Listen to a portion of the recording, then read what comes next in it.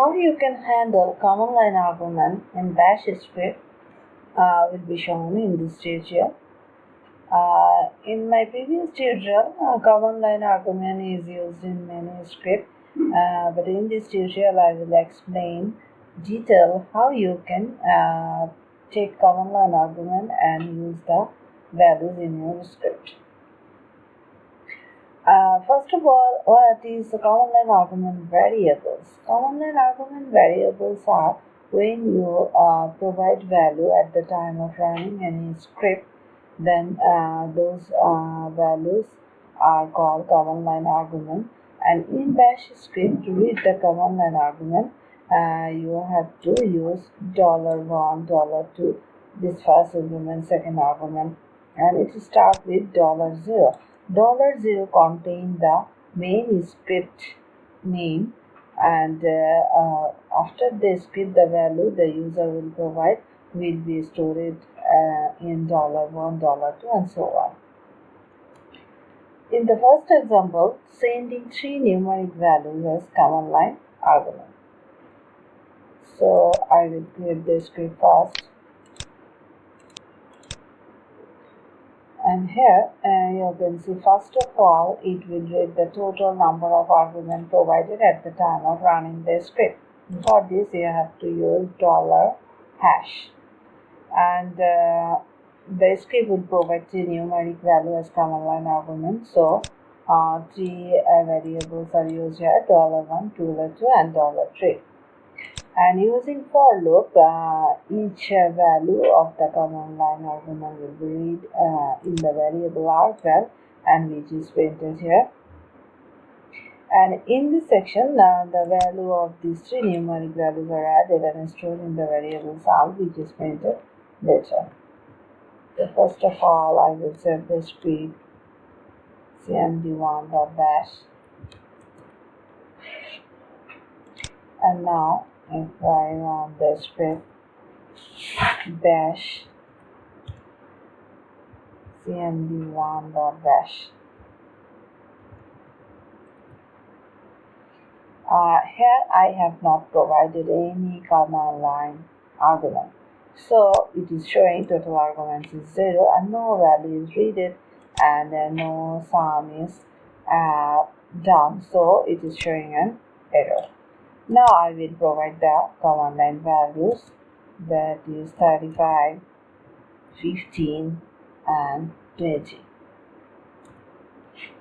Now you can see the total number of argument is 3. First argument is 35, second argument is 15, and third argument is 20.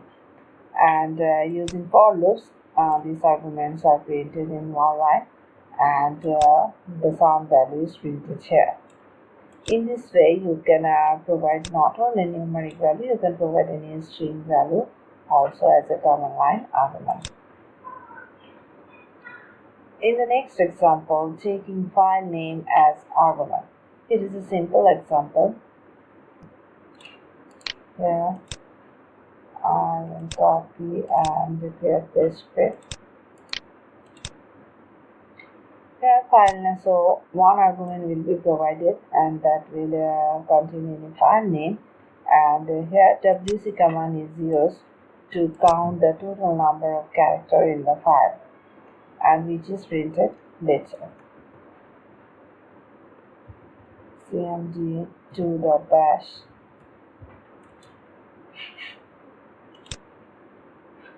now I will clear.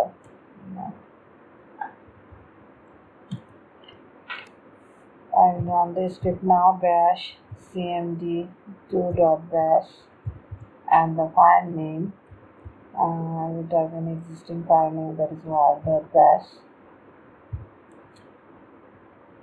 Total number of characters in 78, and while this is the file name, if I get the file while1.bash, you can see it contains the total characters 78. In this way, you can read the file or count the total character or words or whatever you want to do or you script out. And here a file name is given and this is employee.txt. Okay, then the last example of this script is using getOpd function. If you want to provide advanced level command line argument, then you can use getOpd option. Using this function, you can provide the option also with the argument value. So first of all, I will create the script